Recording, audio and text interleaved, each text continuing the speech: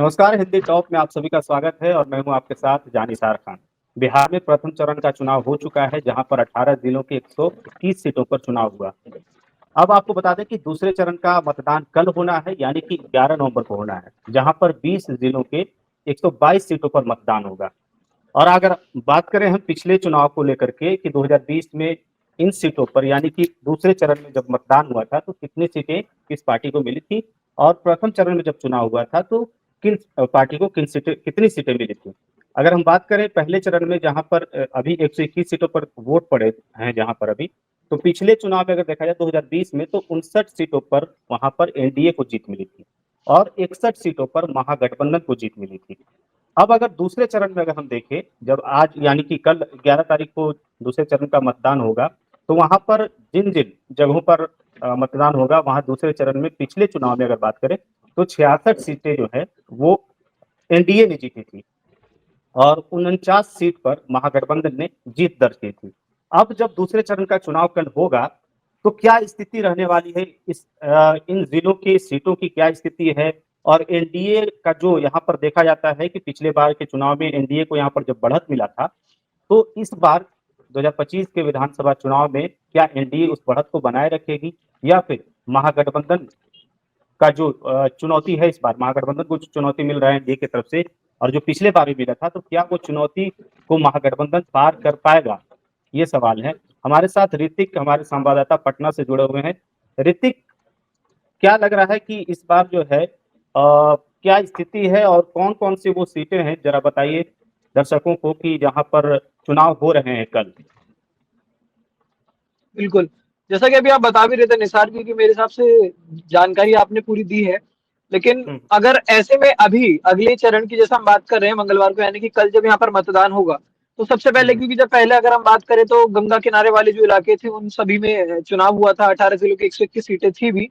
लेकिन अब हम्म, अगर हम 20 जिलों की जो बात कर रहे हैं तो इसमें लगभग आप देखिए पूरा सीमांचल इसमें है, उसके बाद हम्म, पूरा चंपारण इसमें है, मिथिलांचल की कुछ जगह इसमें है, अंग का हम्म, भागलपुर है, बहुत सारी जगह है, चाहे उसके बाद फिर रोहतास हो, कैमूर हो, ये सारी जगह है। मतलब 20 जिले की 122 सीटें जो है उन पर इस हम्म, बार चुनाव होगा। उसके लिए कल यहाँ पे मतदान किया जाएगा। जैसे कि मैं जानकारी पहले दे दूं, 45,000 से ज्यादा जो बूथिंग पोलिंग बूथ्स हैं वो बनाए जा रहे हैं। 3,70,00,000 से ज्यादा जो मतदाता हैं वो इस बार मतदान करेंगे।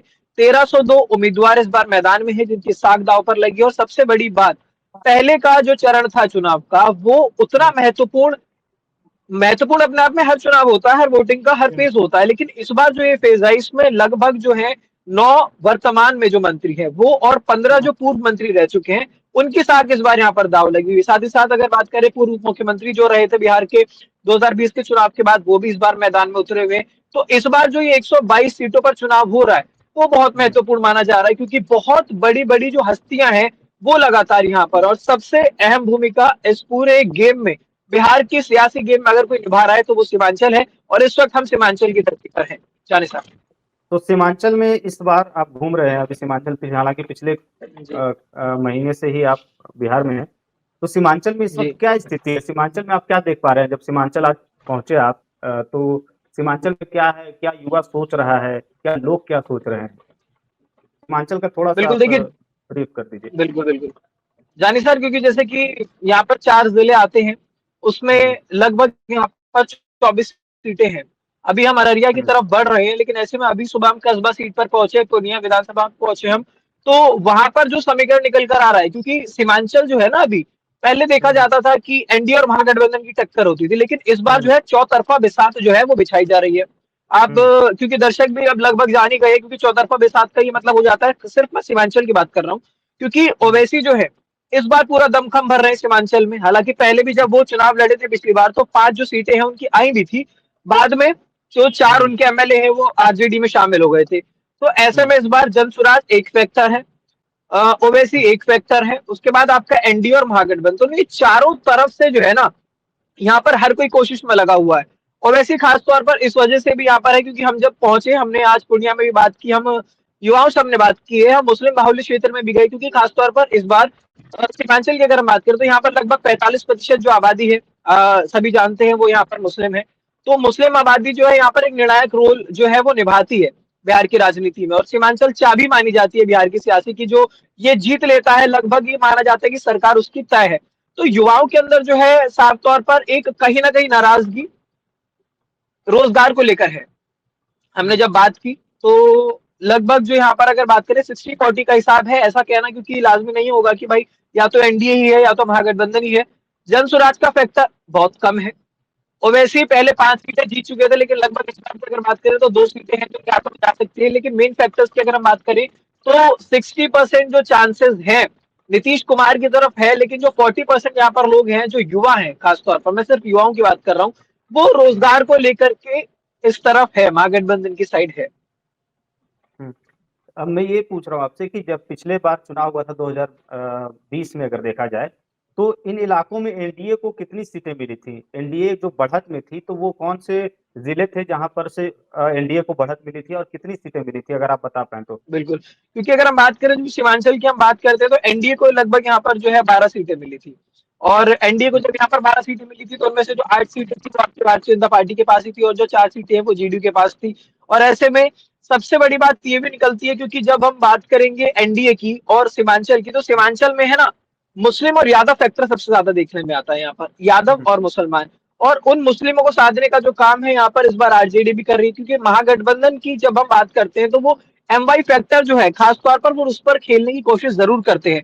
तो ऐसे में जो 12 सीटें पिछली बार यहाँ पर एनडीए के समर्थन में आई थी, एनडीए को उन 12 सीटों से मिला था, यहाँ पर जो समर्थन उसको लगातार वो कोशिश करेगी। और साथ ही साथ आपको बता दूं, मैं एक बार अगर आंकड़ों पर नजर डालें तो इन 12 सीटों के आसपास जो है बीजेपी जो 8 सीटों पर खेल रही थी, इस बार कांग्रेस जो है उन सीटों पर सबसे ज्यादा कब्जा करने की कोशिश कर रही है, जहां पर बीजेपी का जो परफॉर्मेंस है वो बहुत ज्यादा अच्छा था। ओवैसी जिन सीटों पर पिछली बार चुनाव लड़े थे उन सीटों से हट कर एक आध सीटें और थी जिन पर उनका खास फोकस रहा था। लेकिन सबसे बड़ी बात ये रही कि आज जब मुस्लिम इलाके में गए तो कई ऐसे मदरसे हैं, मौलवियों से हमने जब बात की तो जो धार्मिक बात करें अगर मुस्लिमों का जो धार्मिक प्लेस है वहां पर ओवैसी की तरफ लोग हैं, लेकिन बाकी के जो लोग हैं वो महागठबंधन की तरफ ज्यादा बढ़ते हुए नजर आ रहे हैं। तो जो 12 सीटें पिछली बार एनडीए के खाते में आई थी, अगर वो कंटिन्यू इस बार कर लेती है, क्योंकि 24 में से अगर 12 सीटें आपके पास आ जाती है तो लगभग कहीं ना कहीं आप अधिकांश पहुंच जाते हैं। तो उसको लगातार वो कैरी फॉरवर्ड करने की कोशिश में एनडीए इस बार भी है जानिसार। ठीक है, ये तो सीमांचल की बात रही। अगर हम बात करें जैसे बाकी जगहों पर, जैसे भागलपुर, बांका और तमाम सीटें सीतामढ़ी, शिवहर की जो हैं, उसमें अगर आप कुछ बता पाएं कि कितनी सीटें एनडीए को मिली थी? देखिए, क्योंकि अगर पूरे जैसे कि अभी आपने बताया कि जब पिछली बार हम्म, चुनाव हुआ था दूसरे चरण में जब 122 सीटों का इस बार हम आकलन कर रहे हैं, तो अभी आपने भी हम्म, जैसा बताया था कि ओवरऑल 66 सीटें आई थी, क्योंकि कैमूर अलग हो गया, रोहतास अलग हो गया और मिथिलांचल अलग हो गया है, भागलपुर का जो अंग का भागलपुर है वो अलग हो गया है, शिवहर अलग हो गया है। तो सभी जगहों पे जब हम आकलन करते हैं तो इसमें लगभग जो 66 सीटें थी वो एनडीए के खाते में आई थी, और जो 49 सीटें थी वो आपके महागठबंधन के खाते में गई थी। मिथिलांचल हम्म, वो एरिया आ जाता है, क्योंकि जब हम मिथिलांचल की बात करते हैं, मधुबनी की हम बात करते हैं, तो वहां पर खासतौर पर जो ब्राह्मणों की भी आबादी है वो भी अपनी जगह पर ठीक ठाक है। तो ऐसे हम्म, में क्योंकि आप जानते हैं इस बात को, यहाँ पर हालांकि बिहार में धर्म की जो राजनीति है वो देखने को नहीं मिलती, बिहार में जो बहुत सेक्युलरिज्म है।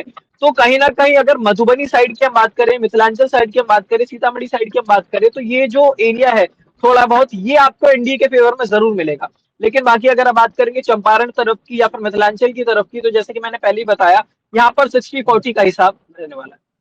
देखिए, आप जो बता रहे हैं वो सही है, लेकिन मैं थोड़ा आंकड़ा ब्रीफ कर देता हूँ आप दर्शकों को जी कि जिला वाइज जो है सीटें कितनी मिली थी एनडीए को। तो सीमांचल में जैसा कि आपने बताया कि 4 जिलों में से जो 24 सीटें हैं उसमें से 12 पर एनडीए ने कब्जा जमाया था।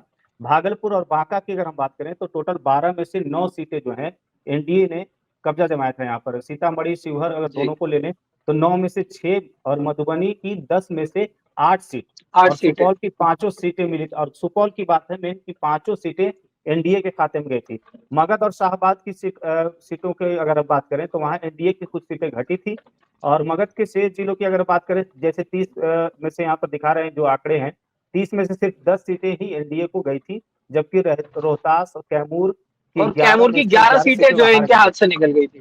जी हाँ, तो सुपौल में एक तरफ जहाँ पांचों के पांचों सीटें वो जीत गए थे, उधर दूसरी तरफ हम्म, रोहतास और कैमूर की 11 से 11 में से सीटें वो हार गए थे। जी लेकिन इस बार जब हम बात कर रहे हैं सीमांचल में ओवैसी की हम बात कर रहे हैं, तो ओवैसी की स्थिति की आपके बारे में आपने बताई कि कैसे ओवैसी का फैक्टर काम करता है वहाँ पर, धार्मिक संस्थाएं जो हैं वो जुड़ी हुई हैं ओवैसी के साथ। लेकिन महागठबंधन की भी आपने बात की कि महागठबंधन के कैसे लोग वहाँ पे जुटे हुए हैं, महागठबंधन के जो वोटर हैं वो भी जुटे हुए हैं।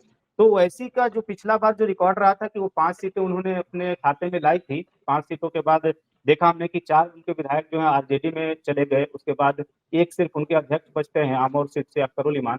तो क्या 4 सीटों पर लोग क्या सोच रहे हैं, क्या फिर वो ओवैसी को वोट देने जाएंगे या फिर महागठबंधन की तरफ रुख करेंगे? जनता के बीच क्या माहौल चल रहा है? यहाँ पर जैसे कि अभी आपने बताया पिछले 5 जो सीटें वहां पर ओवैसी की पार्टी ने हम्म। जीता था, बाद में हम्म। जब वो क्योंकि जनप्रतिनिधियों को लोग भरोसा करके दे रहे थे वो ओवैसी की पार्टी से थे, और ये बहुत ही स्वाभाविक सा है कि अगर हम किसी व्यक्ति को वोट दे रहे हैं लगभग, क्योंकि बिहार में जो है हम्म। राजनीति की अगर हम बात करते हैं तो सिंबल पर लोग बहुत ज्यादा जाते हैं।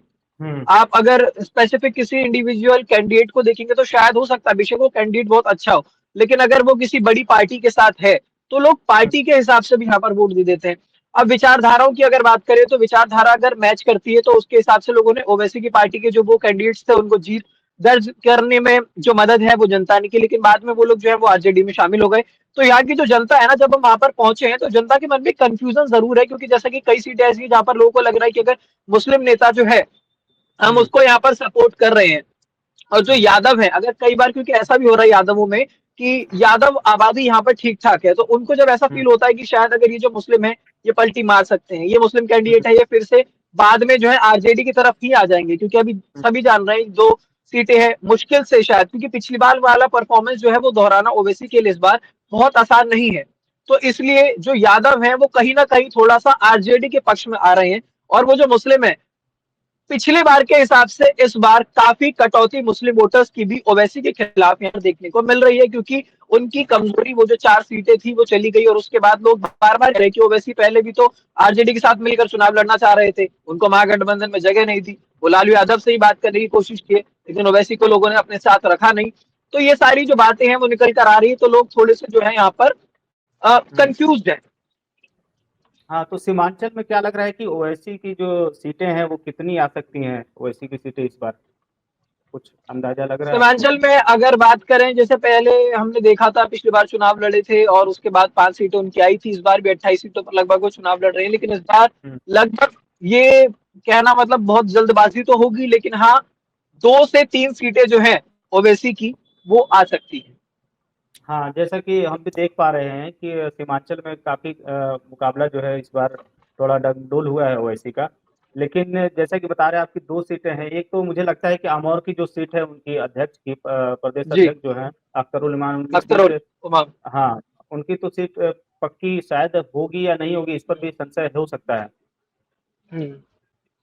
संशय का अ, विषय ये भी है क्योंकि यहाँ पर जब हम देख रहे हैं, हम उन जगहों पर पहुंच रहे हैं, तो कहीं ना कहीं जो महागठबंधन की तरफ से भी जो प्रत्याशी उतारे जा रहे हैं, टक्कर इस तरीके की हो रही है कि अगर आपको लग रहा है किसी जगह पर कोई मुसलमान है, उनका वहां पर बहुत ज्यादा वर्चस्व कह लीजिए, या फिर उनका फैक्टर ग्राउंड पे ग्रास रूट लेवल पर बहुत अच्छा है, तो महागठबंधन ने भी उसी हिसाब से उतारा है। लेकिन जो वोटर है यहाँ का, वो वोटर कहीं ना कहीं बार बार एक बात दोहरा रहा है कि जो ओवैसी के विधायक हैं वो अंततः जो है वो महागठबंधन में ही जाएंगे।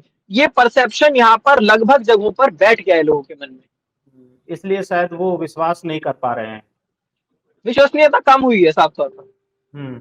हाँ, तो आप कह सकते हैं हम कि जो अध्यक्ष हैं अख्तरुल उमान, उनकी सीट मान लेते हैं अगर पक्की भी है भी, तो जैसा कि मैं हम्म। देख पा रहा हूँ कि बायसी की जो सीट है और बहादुरगंज की सीट है वहां पर बताया जा रहा है कि मुकाबला जो है काफी टक्कर का है। तो ये अगर होता टक्कर है, का है वहां पर। मान के चलते हैं कि ये 2 सीटें जो है अगर वो ओवैसी निकाल पाते हैं तो यही 2 सीट हैं जो ओवैसी के खाते में आ सकती है। बाकी मुझे लगता है कि वैसी कोई सीट ज्यादा चर्चे में नहीं है और टक्कर में भी नहीं हो सकती है, क्योंकि जो मतलब ढांचा पॉजिटिविटी कैसा अगर बन आपको रहा है। देखनी है ओवैसी की, तो यही वो सीट है जहां पर थोड़ी बहुत पॉजिटिविटी दिख रही है। हाँ, और जैसा कि आपने बताया कि अब जो सीमांचल की जो जनता है और खास करके जिस सीटों पर ओवैसी लड़ रहे हैं वहां पर अब अलग तरीके से जो आपने बताया ना कि यादव और मुस्लिम वाला जो एंगल है हम्म। और जो वोटिंग का तरीका है वो थोड़ा बदला है। अब ऐसा माना जा रहा है कि उम्मीदवार जो हैं वो राजद के जो कोर वोटर होते हैं यादव, वो अब एनडीए के पाला में चले जाते हैं जब देखते हैं कि ये मुस्लिम उम्मीदवार महागठबंधन का है कोई और वो जीतने की स्थिति में होता है, तो वो एनडीए की तरफ चले जाते हैं। और दूसरा अगर देखा जा रहा है कि अगर एमआईएम जीतने की स्थिति में होती है तो वो जो है हिंदू आबादी कह ले या यादव की जो वोटर होते हैं, वो एमआईएम के बदले महागठबंधन की तरफ झुक जाते हैं। तो ये बड़ा कॉम्प्लिकेटेड हो गया है इस वक्त कि पब्लिक कंफ्यूज है कि किसको चुने किसको ना चुने। वोट कभी इधर डाल रहे कभी उधर डाल रहे, तो ये उठा पटक जो है देखने को सीमांचल में इस वक्त मिल रहा इसके है। पीछे, क्योंकि निसार अगर हम बात करें ना, इसके पीछे एक मेन फैक्टर ये हम्म। भी है कि जैसे लालू यादव की हम बात करते हैं, हम महागठबंधन की बात करते हैं, तो कांग्रेस और आरजेडी को बार बार बोला जाता है कि वो मुस्लिमों को साधने हम्म। का काम करती है। हम पहले और भी कई राज्यों की अगर बात करेंगे तो अन्य राज्यों में भी देखा जाता है कि कांग्रेस और आरजेडी को बोला जाता है कि ये मुस्लिम फैक्टर्स जो है, मुस्लिम फैक्टर पर ये लोग काम करते हैं। बीजेपी की बात करें तो बीजेपी हिंदू के हिसाब से ज्यादा चलती है, सनातन की बात बीजेपी करती है। तो ऐसे में जो बिहार है ना, इस बार बिहार में एम वाई फैक्टर महागठबंधन के लिए चलता था, लेकिन मुसलमान वोटर के पास अगर ओवैसी नहीं हो तो शायद हम्म। इसमें कोई दो राय नहीं थी कि उनके पास फिर महागठबंधन का ऑप्शन होता। लेकिन इस बार कई ऐसी जगह हैं, क्योंकि ओवैसी की अगर बात करें तो वो तेलंगाना से उठकर अगर बिहार में इंटरेस्ट ले रहे हैं, तो साफ तौर पर दिख भी रहा है कि वो एक राष्ट्रीय राजनीति में पूरी तरह से घुसने की उनकी कोशिश है। वो चाह रहे हैं कि इसके बाद वो बंगाल की तरफ रुख करेंगे, बंगाल के बाद वो फिर 27 में यूपी के चुनाव में भी इंटरेस्ट लेना चाह रहे हैं। लेकिन मुस्लिम जो है, वो उसका जो वोटर है, मुस्लिम वोटर यहाँ पर सीमांचल क्षेत्र का, वो कहीं ना कहीं कंफ्यूज होने की उसके पास वजह ही यही है कि महागठबंधन के सामने ओवैसी भी खड़े हैं। हम्म। अगर अब देखा जाए, हम बात कर रहे हैं अभी सीमांचल की बात हमने कर ली और बाकी तमाम अभी जितने जिलों में चुनाव होने वाले हैं उसमें देखा जाए अगर, तो महागठबंधन और एनडीए जो है उसकी क्या स्थिति है, कुछ अगर देखा जाए बता पाए तो आप, कि कुछ अगर सीटों की बात अगर हम करें तो। बिल्कुल, देखिए जैसे कि अभी आपने बताया भी कि रोहतास और कैमूर में 11-11 सीटें हैं और दोनों ही जो है वो एनडीए के खाते में आई नहीं। एक भी सीटें अगर आपके पास उस एरिया से नहीं आती है तो ये अपने आप में एक चैलेंजेबल हो जाता है कि आपने उस एरिया में अगर आप 11 में से एक भी सीटें नहीं ले पा रहे हैं, तो सबसे पहली बात कि वहाँ का जो जनाधार है वो क्या हम्म। सोचता है। वहाँ की जनता के मन में ऐसा क्या है कि आपके पास एक भी वोट नहीं आ पा रहा है, आप वहाँ की एक भी सीट नहीं ले जा पा रहे हैं। जबकि रोहतास और कैमूर अपने आप में बहुत बड़ी जगह है, और इस बार जब चुनाव हो रहे हैं दूसरे चरण के, तो जो सबसे बड़ी सीट है वो कैमूर की चैनपुर है। अब हम्म। चैनपुर सीट जो है वो सबसे बड़ी मानी जाती है। अब वहां के जो जनता है, वहां पर बार बार नरेंद्र मोदी रोहतास भी पहुंचे, कैमूर भी पहुंचे, वहां पर उन्होंने लोगों को साधने की भी कोशिश की। वहां पर उन्होंने पहुंच के बोला भी कि अब मैं यहाँ पर वापस तब आऊंगा जब मैं यहाँ पे चुनाव जीत जाऊंगा, या फिर जब हमारे नीतीश कुमार शपथ लेंगे उसके बाद हम यहाँ पर पहुंचेंगे। तो कहीं ना कहीं कोशिश जरूर है एनडीए की, लेकिन कुछ एरिया ऐसे हैं जैसे कि मैंने आपको पहले ही बताया, मिथिलांचल की तरफ जो है एनडीए का समर्थन थोड़ा सा देखने को मिल रहा है। लेकिन रही सही बात अगर रोहतास और कैमूर की हम कर लेते हैं, या भागलपुर की तरफ हम बढ़ते हैं थोड़ा सा, तो यहाँ पर थोड़ा सा फेवर जो है वो महागठबंधन को दिया जा रहा है। अब देखिए, आपने इतनी बातें कही, हमने भी बात कर ली। अब जरा मैं बात कर लेता हूँ भागलपुर और बांका में। तो जो हम्म। खबरें फिलहाल पढ़ रहे हैं हम लोग और बाकी तमाम रिपोर्टों को देख रहे हैं, तो उसमें ये स्थिति बताई जा रही है कि पहले जैसी स्थिति यहाँ पर जो है एनडीए की बांका में या भागलपुर या बांका में, या तो स्थिति पहले जैसी ही रहेगी या फिर आपको एनडीए की एक दो सीटों का नुकसान यहाँ पर देखने को मिल सकता है। उसी तरीके से अगर सीतामढ़ी, शिवहर और मधुबनी में कमोबेश स्थिति बताई जा रही है कि पहले जैसी ही स्थिति रहेगी, लेकिन मगध के इलाके में एनडीए की सीटें थोड़ी बहुत बढ़ सकती हैं, क्योंकि जीतन राम मांझी की अगर हम बात करें, पार्टी उनकी हम जो है, उनकी पार्टी जो है लगातार कमजोर लग रही है इस बार। और विश्लेषक इस बार जो राजनीति के जानकार हैं वो कह रहे हैं कि पार्टी 6 में से बमुश्किल 2 सीटें ही इस बार निकाल पा रही है, जैसा कि राजनीति के जानकार का मानना है। इसके मुकाबले अगर देखा जाए सासाराम, कैमूर में उपेंद्र कुशवाहा की रालोमा जो है उसका प्रदर्शन थोड़ा बेहतर होने के चांसेस दिख रहे हैं, और यहाँ पर बीजेपी इसी वजह से शायद थोड़ी बेहतर स्थिति में होगी। और जैसा कि आपने बात की अ, चौतरफा जो वहां पर बिसात बिछा हुआ है, जहां निसार, जनसुराज एक की बार मैं आपको रोकना चाहूंगा, क्योंकि अभी जैसे कि आपने बांका सीट की बात की भी है, तो ये भी हाँ। जानना हमारे दर्शकों के लिए बहुत जरूरी हो जाता है, क्योंकि हम बार बार कहते हैं कि जो मतदाता है उनका हम्म। एक्टिव होना बहुत जरूरी होता है। और लगभग इस हम्म। बार एक जो स्लोगन बन गया बिहार के अंदर, वो सब देख भी रहे हैं कि बिहार में परिवर्तन होना चाहिए, बिहार को हम्म। परिवर्तन की जरूरत है। ये लगभग हर जगह है, सभी सुन रहे हैं, सारे मीडिया हाउसेज में चल रहा है ये। और लगभग जो वोटर्स है वो कह रहे हैं कि इस बार हम परिवर्तन चाहते हैं। तो बांका की जो सीट है ना, उस हम्म। बांका सीट का इतिहास ही ये रहा है कि वहां पर किसी भी पार्टी ने लगातार 2 बार जीत दर्ज नहीं की है। यहाँ पर ऑल्टरेशन जो है ना वो लगातार हम्म। चलता रहेगा। कांग्रेस, फिर आरजेडी, फिर बीजेपी, फिर आरजेडी, फिर बीजेपी। मतलब हर 5 साल में जो यहाँ की जनता है वो काम देखती है, वो आकलन करती है, वो बदल देती है। तो अब लगातार, जैसे कि मैं अभी आपको बता दूं, सन 1985 से अगर हम बात करें, 80 से बात करें, पहले कांग्रेस, फिर बीजेपी, फिर जनता दल, फिर बीजेपी, फिर आरजेडी, फिर बीजेपी। अब ये लगातार पिछले 20 साल से जो है बीजेपी आरजेडी, बीजेपी आरजेडी, और अब बीजेपी यहाँ से काबिज है। तो ये जो है कहीं ना कहीं सीट बहुत दिलचस्प हो जाती है, क्योंकि यहाँ का वोटर जो है, मेरे हिसाब से, जो मेरा आकलन कहता हम्म है, जो मेरा विवेक कहता है, बहुत ज्यादा एक्टिव है।